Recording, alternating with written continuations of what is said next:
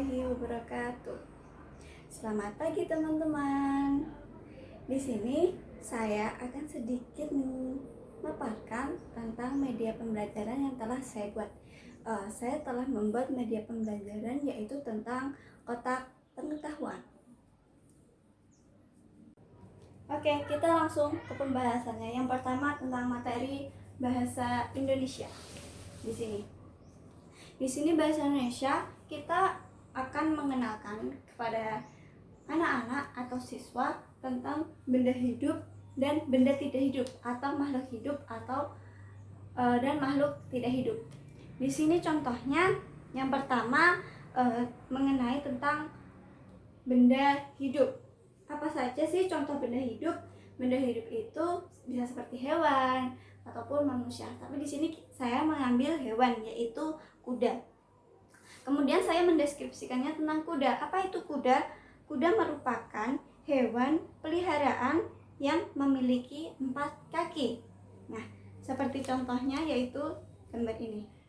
Nah, ini gambar kuda. Oke.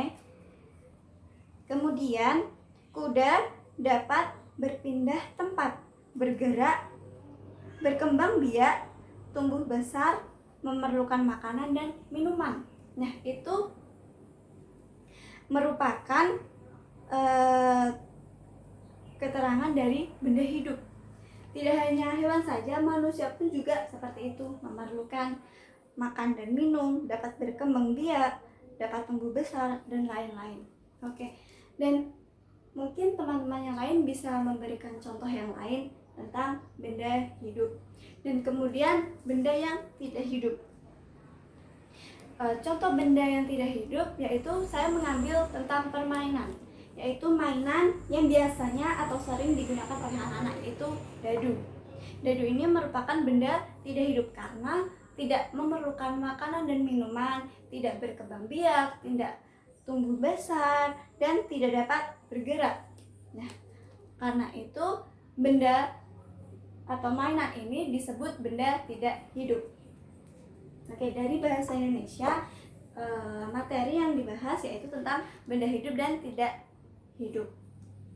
Dan kemudian yang kedua yaitu matematika. Nah, di sini matematika kita akan membahas tentang puluhan dan satuan.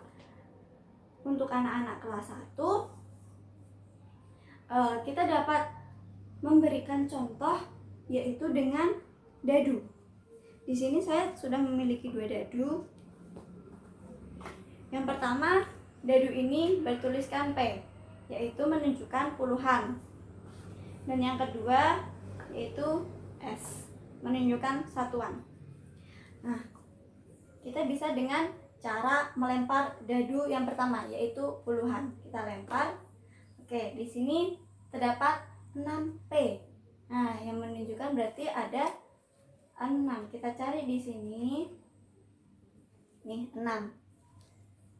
Kemudian kita bisa tempel.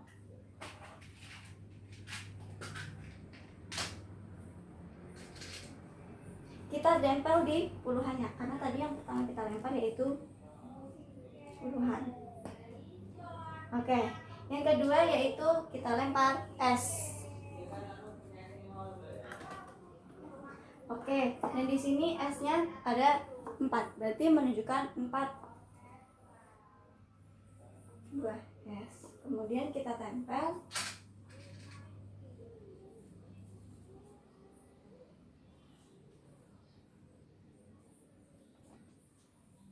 Oke.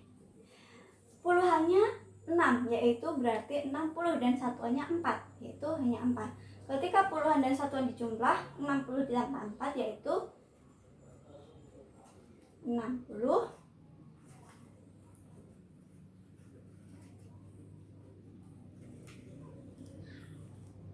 64.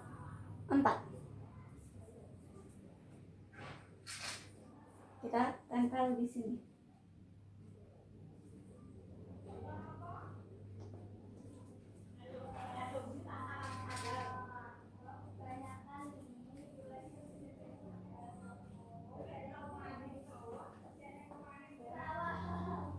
Oke.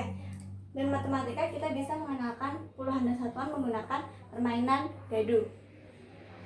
Dan yang terakhir yaitu kita bahas adalah PPKN. PPKN di sini kita akan mengenalkan kepada siswa-siswa atau anak-anak yaitu Pancasila. Nah, di sini kita akan mengenalkan pedoman bangsa Indonesia yaitu Pancasila yang memiliki simbol yaitu burung Garuda. Dan di sini sudah saya tuliskan bunyi-bunyi kelima Pancasila dengan simbol-simbolnya.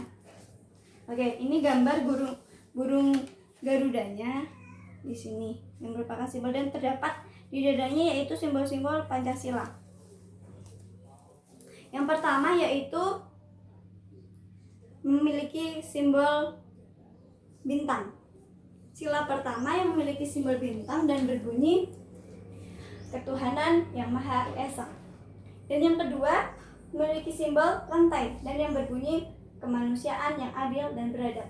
Yang ketiga yaitu simbol pohon beringin yang berbunyi Persatuan Indonesia. Dan yang keempat yaitu memiliki simbol kepala banteng yang berbunyi kerakyatan yang dipimpin oleh hikmat kebijaksanaan dalam permusyawaratan perwakilan.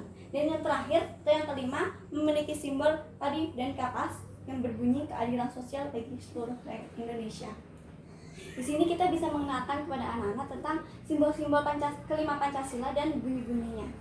Nah.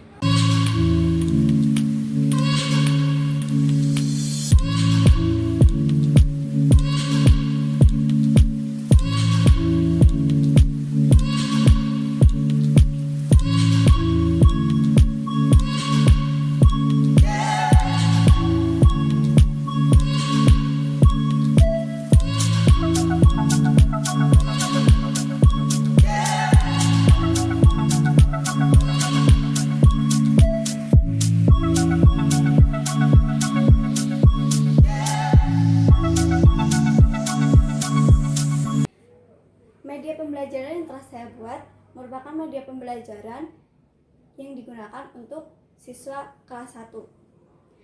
Saya membuat media pembelajaran ini agar siswa kelas 1 dapat memahami materi yang akan kita paparkan atau kita jelaskan. Mereka akan tertarik ketika melihat media pembelajaran ini. Mengapa kita perlu membuat media pembelajaran? Agar dapat memberi pemahaman mereka yang cukup dan dapat menimbulkan rasa keingintahuan siswa yang lebih dalam lagi. Cukup sekian pemaparan media pembelajaran yang telah saya buat. Bila ada kesalahan yang mohon dimaafkan. Terima kasih banyak. Assalamualaikum warahmatullahi wabarakatuh. Semoga bermanfaat.